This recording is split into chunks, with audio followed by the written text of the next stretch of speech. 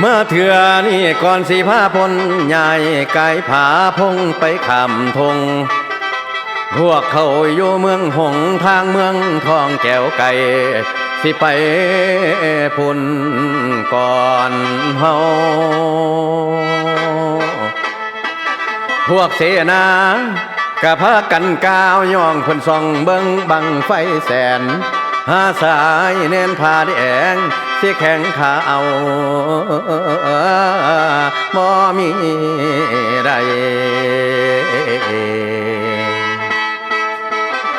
ถ้าคุณเอาบังไฟขึ้นถึงคอนแล้วขาดห่างเบิ่งทั้งหัวทั้งหางหูกันวันโลกโอสงามโกโคสุทางเหลียวเบิ่งห่างไม่กระป้องเหลี่ยมคอพ่อกำเกิงพอดีตัวเราคิงก็งามดีก็หม่อมสูงบัดยามพุ่งลาเนื่องเอ๋ยขึ้นสูงสูงเด้อลาอย่าลงมาขายหน้าพี่ให้ได้ไอ้คนดีมาเป็นเมียคู่ซ้อนสิมีย้อนเจ้าผู้เดียวเฮ้ยละแทกจากหัวมาสู่ท้าย16คือพอดีบ่มีไผงามคือละวางห่างที่วางบัง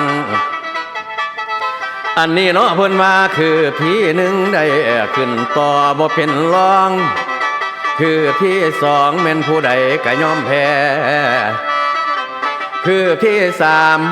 ขึ้นแล้วลงมาแง่ฝูงคนดูอยู่ใต้ล่าง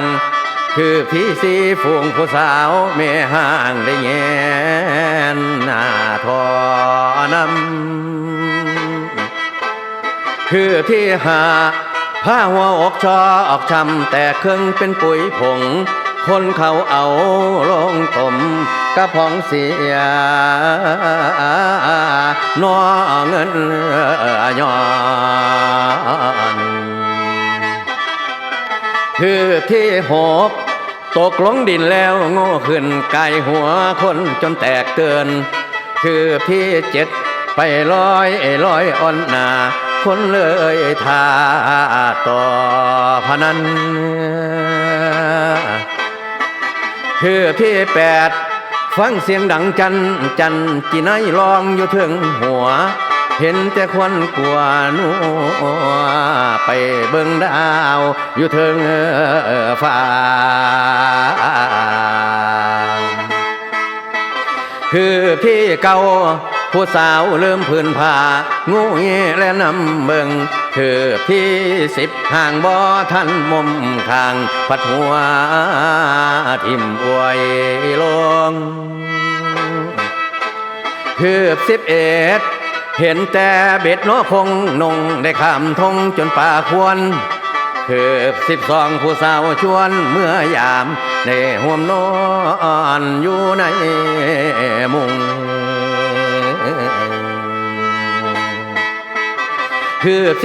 13องค์พี่เน้นเริ่มพื้นผ้าอังสาขอบฟ้าเอาแลนคือ14ฝูงแม่มันออกลูกน้อยพอเสียงบ้องแตกกระจายเฮ้ยคือ